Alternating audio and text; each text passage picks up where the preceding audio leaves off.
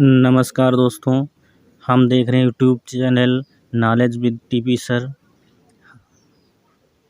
यदि आप हमारे चैनल पर नए हैं तो हमारे चैनल को सब्सक्राइब करना, लाइक करना एवं शेयर करना मत भूलिएगा। आज की वीडियो में हम पढ़ेंगे यूपी पीजीटी हिंदी का आदिकालीन साहित्य। आदिकालीन साहित्य में विभिन्न साहित्य व धर्मों का योगदान है जो निम्नलिखित है। सबसे पहला सिद्ध साहित्य हम देखते हैं। बौद्ध धर्म की दो शाखाओं हीनयान व महायान में महायान को वज्रयान भी कहते हैं। वज्रयानियों को ही सिद्ध कहा गया। सिद्धों ने बौद्ध धर्म के वज्रयान तत्व का प्रचार करने के लिए जो साहित्य जनभाषा में लिखा वह हिंदी के प्रसिद्ध साहित्य की सीमा में आता है। राहुल सांकृत्यायन ने 84 सिद्धों के नामों का उल्लेख किया है। कुछ प्रसिद्ध सिद्ध निम्नलिखित हैं। सरहपा, लुइपा, कड़हपा, डोम्भिपा, कुक्कुरिपा, सबरपा, शांतिपा, तंतिपा, नागार्जुन तिलोपा, छत्रपा, मलिपा आदि। इनका व्यक्तित्व व कृतित्व संक्षेप में इस प्रकार है।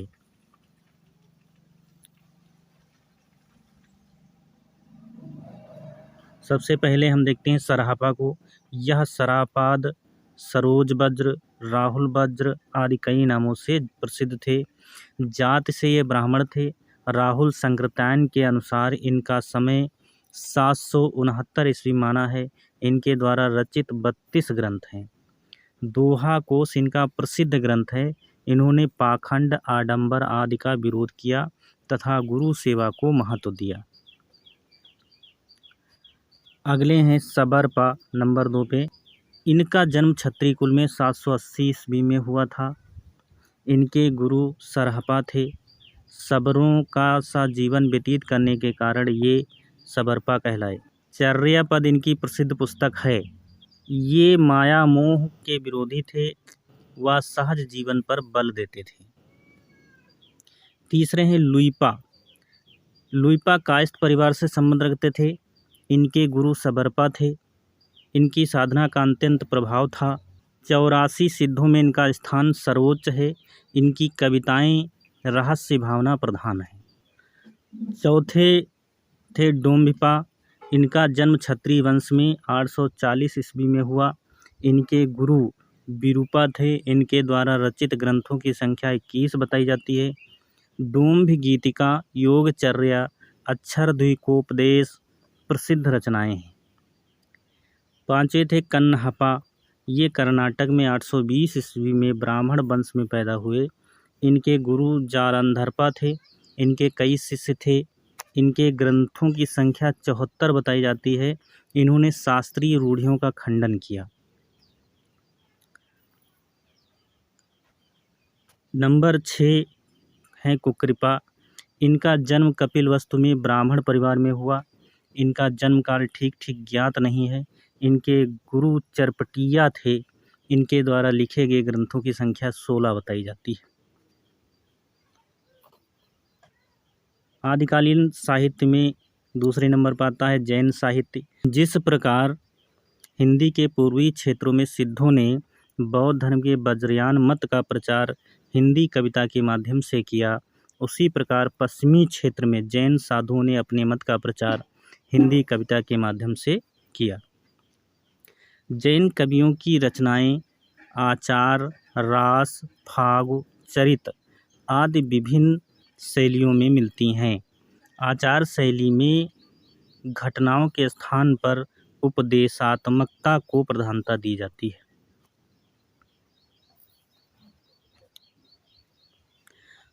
फाग व चरित काव्य शैली समानता के लिए प्रसिद्ध है। रास शब्द संस्कृत साहित्य में क्रीड़ा और नृत्य से संबंधित था। भरत मुनि ने इसे क्रीड़ानीय कहा। जैन साधुओं ने रास को एक प्रभावशाली रचना शैली का रूप दिया। जैन तीर्थंकरों के जीवन चरित्र तथा वैष्णव अवतारों की कथाएं जैन आदर्शों के अवतरण में रास नाम से ही पदबद्ध की गई थीं। 14वीं शताब्दी तक इस पद्धति का प्रचार रहा, इसलिए जैन साहित्य का सबसे लोकप्रिय रूप रास ग्रंथ बन गए। वीर गाथाओं में रास को ही रासो कहा गया, परंतु इनकी विषय भूमि जैन रास ग्रंथों से भिन्न हो गई थी। आदिकालीन जैन साहित्यिक रचनाएं निम्न हैं। पर एक पर श्रावकाचार आता है। श्रावकाचार नामक काव्य की रचना देवसेन ने की। इसका रचना काल 933 ईस्वी है। ये एक अच्छे कवि व उच्च कोटि के चिंतक थे। अपभ्रंश में इन्होंने दब्ब सहाव पयास नामक काव्य लिखा। अन्य रचनाएं लघुनयन चक्र व दर्शन सार हैं। ये दोनों रचनाएं काव्य की सीमा में नहीं आती। दूसरे नंबर पर रचनाती भारतेश्वर बाहुबली रास। इस ग्रंथ की रचना 1184 ईस्वी में शालिभद्र सूर्य ने की। यह जैन साहित्य की रास परंपरा का प्रथम ग्रंथ है। इस ग्रंथ में भारतेश्वर तथा बाहुबली का चरित्र वर्णन है। 205 छंदों में रचित यह एक सुंदर खंड काव्य है। नंबर 3 पर आती है रचना चंदन बाला रास। इसकी रचना आसगु नामक कवि ने लगभग 1200 ईस्वी के आसपास की। कवि ने भाव सौंदर्य का मनोहर वर्णन किया है। यह लघु कथानक पर आधारित है। चौथी रचना है स्थूल भद्र रास। इसकी रचना जिनधर्म सूर्य ने 1209 ईस्वी में की। रेवंतगिरि रास 5 नंबर पर रचना है। इसकी रचना विजयसेन सूर्य ने की। इस काव्य में तीर्थंकर नेमिनाथ की प्रतिमा तथा रेवंतगिरि तीर्थ का वर्णन है। यात्रा तथा मूर्ति स्थापना की घटनाओं पर आधारित यह रास वास्तुकलात्मक सौंदर्य का भी आकर्षण प्रस्तुत करता है। छठे नंबर पर रचना है नेमिनाथ रास। इस काव्य की रचना सुमित गण ने 1213 ईस्वी में की थी। 58 छंदों की इस रचना में कवि ने नेमिनाथ का चरित्र सरस शैली में वर्णित किया है। नेमिनाथ के प्रसंग में श्री कृष्ण का वर्णन इस काव्य का विषय है। रचना की भाषा अपभ्रंश से प्रभावित राजस्थानी हिंदी है।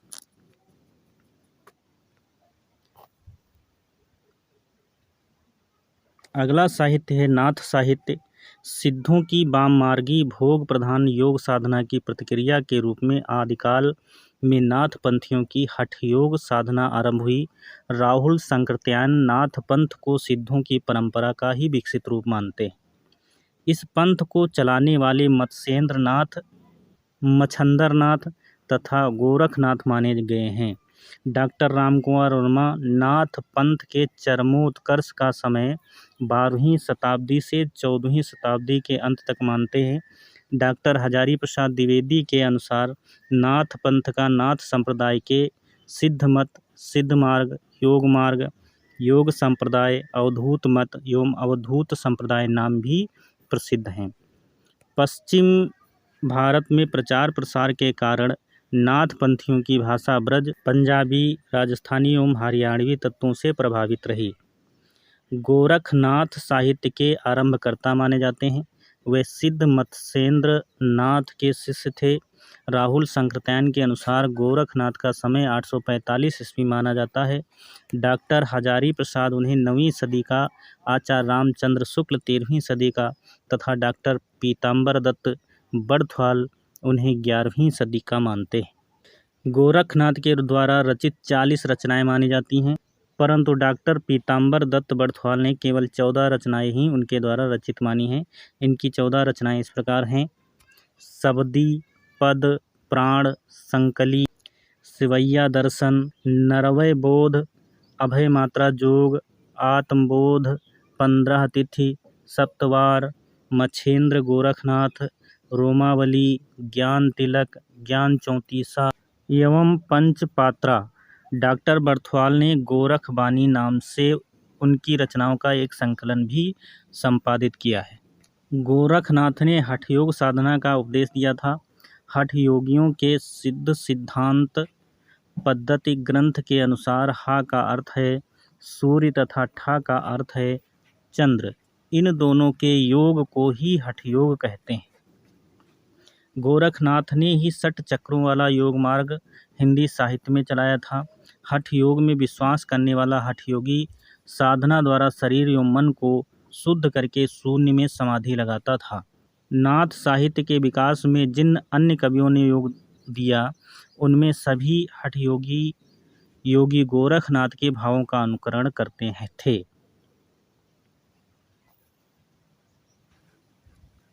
अगला साहित्य है रासो साहित्य। हिंदी साहित्य के आदिकाल में रासो ग्रंथों के आधिक्य को देखकर यह विवाद आज भी अनसुलझा है कि रासो शब्द की उत्पत्ति कहाँ से हुई। फ्रांसीसी विद्वान, ये विज्ञान लिख गया है, विद्वान होगा, गारसा दा तासी ने सर्वप्रथम रासो शब्द की उत्पत्ति पर विचार विमर्श करते हुए इसे राजसूय शब्द से उत्पन्न माना है। इसके संबंध में वह तर्क देते हैं कि वीरगाथा काव्यों में राजसूय यज्ञों का उल्लेख हुआ है और इसी राजसूय शब्द से रासो शब्द की उत्पत्ति हुई है। गारसा दा तासी द्वारा दिया गया यह तर्क पूर्णतया उपयुक्त नहीं है क्योंकि वीरगाथा काव्यों के सभी ग्रंथों में राजसूय यज्ञों का उल्लेख नहीं है। साथ ही ऐसी रचनाएं भी मिलती हैं जो रासो नाम से अभिहित तो अवश्य हैं किंतु उनकी कथा वस्तु वीरता परक न होकर प्रेम परक है। डॉक्टर नरोत्तम स्वामी रासो शब्द की उत्पत्ति राजस्थानी भाषा के शब्द रसिक से मानते हैं जिसका अर्थ कथा काव्य होता है। उनके अनुसार रसिक से रासो का विकास निम्न क्रम में हुआ। रसिक से बना रासो और रासो से बना रासो। यद्यपि चारण काव्यों के संदर्भ में यह तर्क उचित जान पड़ता है किंतु अपभ्रंश भाषा में ऐसे अनेक काव्य ग्रंथ पहले ही उपलब्ध हैं जिनका नाम रासक या रास ग्रंथ है।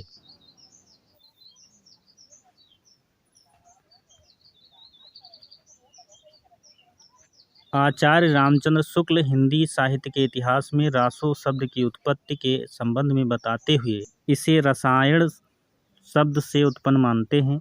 वे लिखते हैं, यहाँ पर वीर काल के उन ग्रंथों का उल्लेख किया जाता है जिसकी या तो प्रतियाँ मिलती हैं या कहीं उल्लेख मात्र पाया जाता है। ये ग्रंथ रासो कहलाते हैं। कुछ लोग इस शब्द का संबंध रहस्य से बतलाते हैं पर बीसल रासो में काव्य के अर्थ में रसायन शब्द बार बार आया है। अतः हमारी समझ में इसी रसायन शब्द से होते होते रासो हो गया है। अपने मत के समर्थन में बीसल देव रासो की पंक्तियाँ उद्धृत करते हैं। 1200 बहोतरा मझारी जेठ बदी नवमी बुधवार नाल रसायन आरंभई शारदा टूठी ब्रह्म कुमारी। रासो शब्द की उत्पत्ति के संबंध में आचार्य हजारी प्रसाद द्विवेदी का मत सर्वाधिक उचित मालूम होता है। उन्होंने रासो शब्द की उत्पत्ति संस्कृत के रासक शब्द से मानी है। उनके अनुसार रासक एक छंद भी है और काव्य भेद भी। आदिकाल में रचित वीर गाथाओं में चारण कवियों ने रासक शब्द का प्रयोग चरित काव्यों के लिए किया है। वे लिखते हैं, जिस प्रकार विलास नाम देकर चरित काव्य लिखे गए, रूपक नाम देकर चरित काव्य लिखे गए, प्रकाश नाम देकर चरित काव्य लिखे गए, उसी प्रकार रासो या रासक नाम देकर भी चरित काव्य लिखे गए।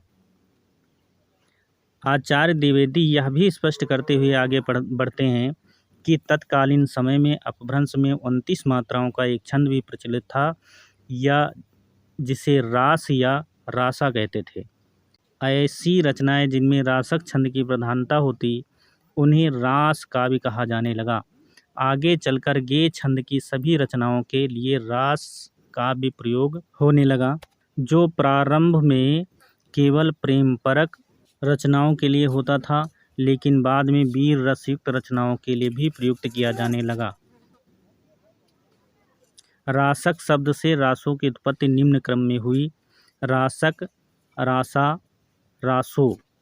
विभिन्न विद्वानों ने, यहाँ पे मिस हुआ है, ने लिखा जाएगा, आचार्य द्विवेदी के मत का समर्थन किया। अतः अब यही मत प्रायः मान्य है। इस परंपरा के ग्रंथों का परिचय इस प्रकार है। बीसल देव रासो इस ग्रंथ के रचयिता नरपति नाल थे।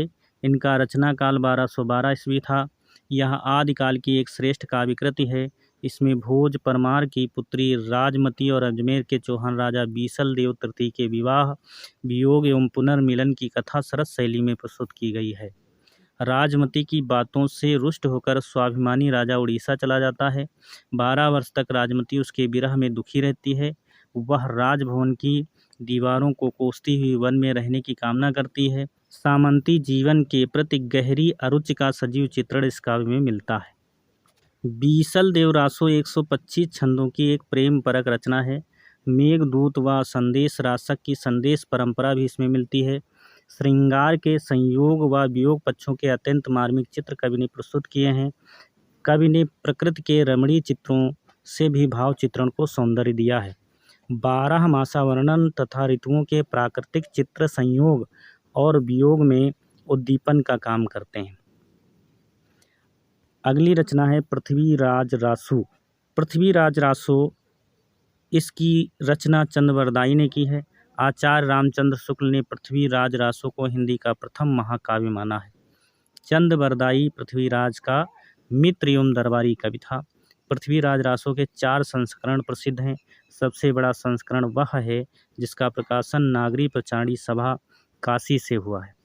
उस संस्करण की हस्तलिखित प्रतियां उदयपुर के संग्रहालय में सुरक्षित हैं। चौथा संस्करण सबसे छोटा है, जिसमें केवल 1300 छंद हैं। पृथ्वीराज रासो ऐतिहासिक चरित्र काव्य होने पर भी ऐतिहासिक तथ्यों से रहित है। पृथ्वीराज रासो की प्रामाणिकता तो संदिग्ध है, परंतु उसका काव्य सौंदर्य अक्षुण्ण है। इसमें वीर व श्रृंगार रसों का सुंदर प्रयोग हुआ है। वीर रस इसका प्रधान रस है। इसके बृहत संस्करण में 69 सर्ग हैं। यह हिंदी का प्रथम महाकाव्य है। हिंदी साहित्य के इतिहास में पृथ्वीराज रासो सर्वाधिक विवादित रहा है। पृथ्वीराज रासो की प्रामाणिकता के संबंध में विद्वानों के 3 वर्ग हैं, जो इसे प्रामाणिक, अप्रामाणिक एवं अर्ध प्रामाणिक मानते हैं। पहले विद्वानों में डॉक्टर श्याम सुंदर दास, मोहनलाल, विष्णुलाल पांड्या, मिश्र बंधु, कर्नल टाड आदि ने यह माना है कि पृथ्वीराज रासो का जो संस्करण सभा से प्रकाशित हुआ है वही प्रामाणिक है। दूसरा वर्ग रामचंद्र शुक्ल, कवि राजश्यामल दास, गौरी शंकर, हीराचंद ओझा, डॉक्टर बूलर, मुंशी देवी प्रसाद आदि विद्वानों का है, जो रासो को सर्वथा अप्रामाणिक ग्रंथ घोषित करते हैं। रामचंद्र शुक्ल जी इसे अप्रामाणिक मानते हुए भी आदिकाल के अंतर्गत ही स्थान देते हैं। तृतीय वर्ग के विद्वान मुनि जिनविजय, डॉक्टर सुनीत कुमार चटर्जी, डॉक्टर हजारी प्रसाद द्विवेदी आदि हैं, जिनकी मान्यता है कि पृथ्वीराज चौहान के दरबारी कवि चंद्रवरदाई ने ही पृथ्वीराज रासो लिखा था, किंतु उसका मूल रूप आजकल उपलब्ध नहीं है। अगला ग्रंथ है खुमार रासो। खुमार रासो के रचयिता दलपति विजय नामक कवि थे। रामचंद्र शुक्ल के अनुसार इसका रचना काल 9वीं शताब्दी है, क्योंकि इसमें 9वीं सदी के चित्तौड़ नरेश खुमार के युद्धों का चित्रण है। राजस्थान के व्रत संग्राहकों मोतीलाल मेनारिया ने इसको 17वीं शताब्दी की रचना बताया है, क्योंकि इसमें 17वीं शताब्दी के चित्तौड़ नरेश राज सिंह तक के राजाओं का वर्णन मिलता है, परंतु यह सच नहीं है। वास्तविकता यह है कि इसका रचना काल 9वीं शताब्दी ही है। आरंभिक हिंदी के प्रयोग से इसी तथ्य के प्रमाण मिलते हैं। इस ग्रंथ की प्रामाणिक हस्तलिखित प्रति पूना संग्रहालय में उपलब्ध है। ग्रंथ की रचना 5000 छंदों में की गई है। राजाओं के युद्धों एवं विवाहों के सरल वर्णनों से इस काव्य की भावभूमि का विस्तार हुआ है। वस्तुतः कथा वर्णन के अंतर्गत नायिका भेद एवं 6 ऋतु वर्णन भी मिलता है। राजाओं की प्रशंसा काव्य का मुख्य प्रतिपाद्य है। काव्य वीर रस एवं श्रृंगार रस की धारा से उत्प्रोत है। वस्तुतः कथा वर्णन में पर्याप्त रमणीयता है। दोहा, सवैया आदि छंद प्रयुक्त हुए हैं। इसकी भाषा राजस्थानी हिंदी है। अगला ग्रंथ है परमाल रासो।